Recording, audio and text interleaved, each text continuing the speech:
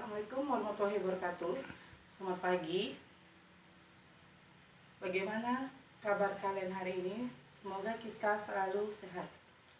Materi hari ini tentang menyajikan teks persuasif secara lisan dengan memperhatikan struktur dan kaidah kebahasaan.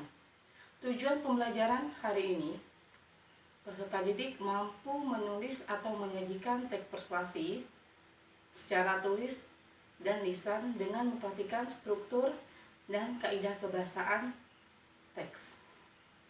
Materi hari ini berkaitan dengan langkah-langkah dalam penyusunan teks persuasi. Yang pertama adalah menentukan tema.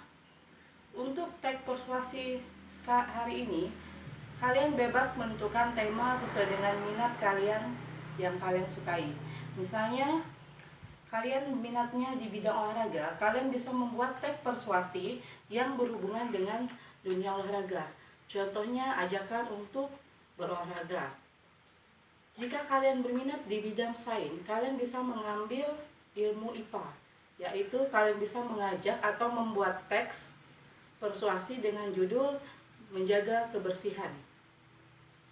Yang kedua, menentukan tujuan.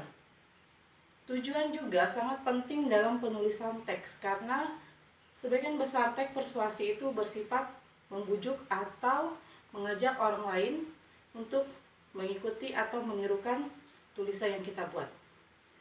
Langkah ketiga yaitu mengumpulkan data. Data di sini bisa kita ambil dari struktur. Adapun struktur dari teks persuasi itu ada 4: pengenalan isu, rangkaian argumen yang terdiri dari fakta dan pendapat, ajakan, dan penegasan kembali. Langkah keempat yaitu membuat kerangka. Terlebih dahulu kita harus membuat kerangka karangannya, karena kerangka karangan akan membantu kita dalam menentukan kaidah kebahasaan yang ada dalam teks persuasi tersebut. Langkah kelima yaitu mengembangkan karangan.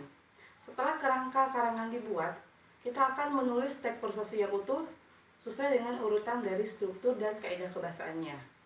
Dan langkah yang kelima atau langkah terakhir adalah menentukan judul.